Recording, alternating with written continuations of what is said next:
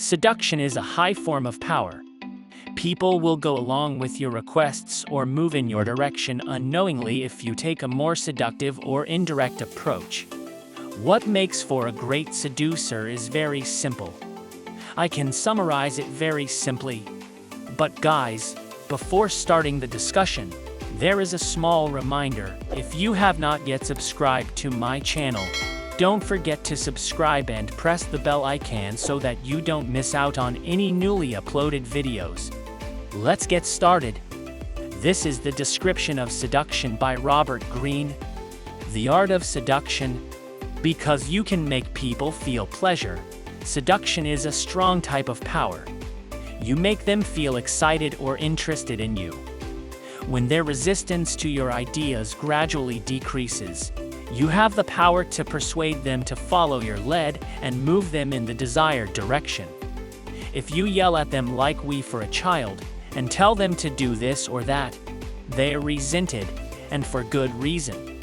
However, if you're more subtle, more seductive in your approach, or more indirect, people will comply with your requests or move in your direction without you even recognizing it. Qualities of great seduction. I like making a difference between warm and cold seducers, though. Something you don't want to be is a cold seducer. That's the typical view of a seducer, whether he is male or female.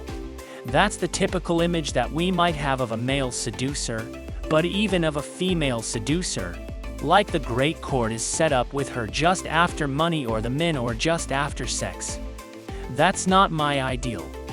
My idea is kind of a back and forth quality where it's not domination.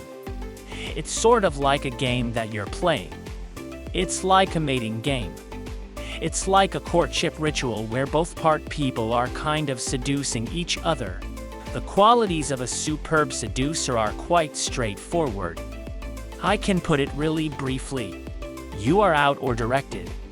So when you meet somebody for the first time or you're on a date or whatever it is, don't just think about things like, does she like me or does he like me?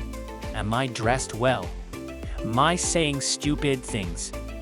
What can I do to impress them? No. When you turn it off, you're in their presence or under their direction, listening to what they have to say while entering their life and getting a sense of what their needs are, of what makes them an individual. You're absorbing it. You're entering into their spirit, and then you can reflect it back to them. You could give them gifts. You can take them to places that convey your attention to them.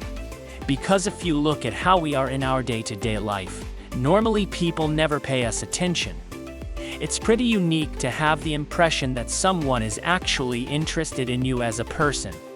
We all want attention, so when you give someone that feeling, it has an enormous power. We all want to be recognized. So the seducer is not someone who's worried about him or herself and thinking. They have a connection to the other person. They are absorbed like a sponge inside their world. Qualities of an anti-seducer. Anti-seducers possess a variety of characteristics. It would be equivalent to telling someone that what they just said was incorrect, that their politics are unpleasant, or that they aren't very good at this or that. You should be open. You want to give the other person as much as you can, including yourself, your time, your money, your energy, etc. Being all tense and saying, I don't want to give, I don't want to spend money, I want to take you to the cheap restaurant, and I don't want to give you much time is very anti-seductive. Vulnerability vs. seduction. I would say vulnerability is seductive, but insecurity is anti-seductive, and there's a big difference. Why does your vulnerability attract others? Because, if I may define seduction in simple terms, most of the time we are open to the influence of others. Especially now, we have these walls up because life is difficult. People are coming at us with their advertisements, with their pleas, with their demands for money. Seduction is an openness, is the opposite of that, and you felt it when you were a child towards your parents. You felt very vulnerable and open, and there was an element of your parents and how they treated. Seduction therefore involves letting go of your ego, letting go of your defensiveness, and allowing another person into your world in order to be vulnerable. It also involves being open to the other person to the point that you can even fall in love. If you meet the typical scenarios of a man who's not vulnerable at all, he's so powerful and in control and everything has no vulnerabilities, it's frightening. You know, for a woman, it could be very frightening. The sense that somebody needs protection or help brings out qualities in us that we don't normally have, that I think allow for seduction. So that is being vulnerable. That is I can be influenced by that other person. That brings us to the end of this video.